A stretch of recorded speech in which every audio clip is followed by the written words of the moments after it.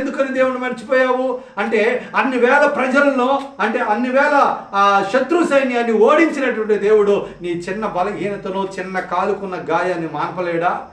ఈరోజు ప్రియా దేవుని బిడ్డలారా, ఆయన మాన్పే దేవుడు అండి.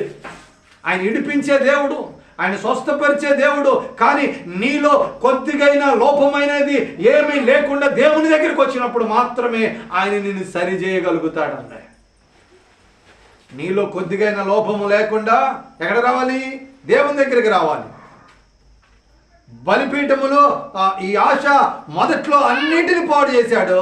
కొంతకాలానికి ఏం చేశాడండి? తన బంధువుల కొరకు అక్కడక్కడ వదిలేశాడండి. ఈరోజు ప్రియా దేవుని బిడ్డలారా, నీ భక్తి జీవితాన్ని కూడా కొంచెం కొంచెంగా నీవేం చేస్తున్నావు? లోక సంబంధంగా వదిలేస్తున్నావా? లోక సంబంధంగా మారిపోతున్నావా? లోక సంబంధంగా నువ్వు జీవించేస్తా ఉన్నావా? ఈరోజు ప్రియా దేవుని బిడ్డలారా, కొంతమందిని నేను సంఘస్థుల విశ్వాసం చూస్తూ ఉంటాను. ప్రార్థనకు వచ్చినప్పుడు చక్కటి పాటలు పాడుతూ ఉంటారు. ఎవ్వరికి రానటువంటి పాటలు పాడుతూ ఉంటారు. కొత్తగా ఏం చేస్తూ ఉంటారంటే, ఏదైతే కొత్త పాట రిలీజ్ అయిద్దో యూట్యూబ్లో వెంటనే దాన్ని డౌన్లోడ్ చేసుకుంటారు, చక్కగా రాసుకుంటారు, చక్కగా వారు గలమెత్తి పాడుతూ ఉంటారు. అదే సమయంలో వారి బంధువుల్లోనూ వారి కుటుంబస్తుల్లోనూ ఆ డీజే పెట్టి పెళ్లి చేస్తూ ఉంటే ఆ డ్యాన్స్కి వీళ్ళకి కూడా ఏమొస్తుందండి? రిధం వచ్చేస్తుంది.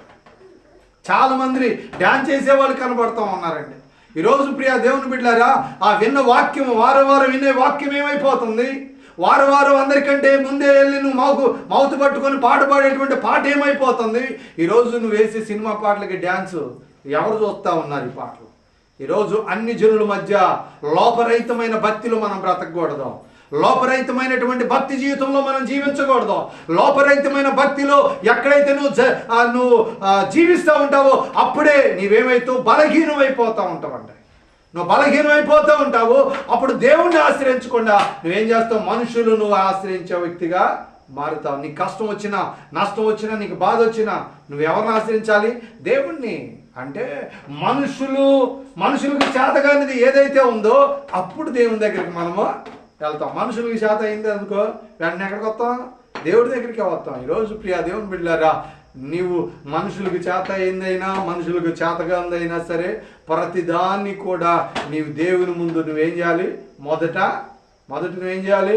ప్రాధేయపడి అడగాలండి. నువ్వు మొదట దేవుని ముందు ప్రాధేయపడి అడగాలి.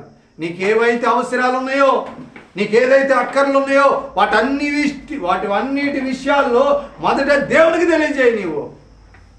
నువ్వు దేవునికి తెలియజేసిన తర్వాత నీ నిర్ణయాలను అప్పుడు నీకు ఇష్టానుసారంగా దేవుడిచ్చిన తలంపును బట్టి నీవు నడుచుకోవాలి.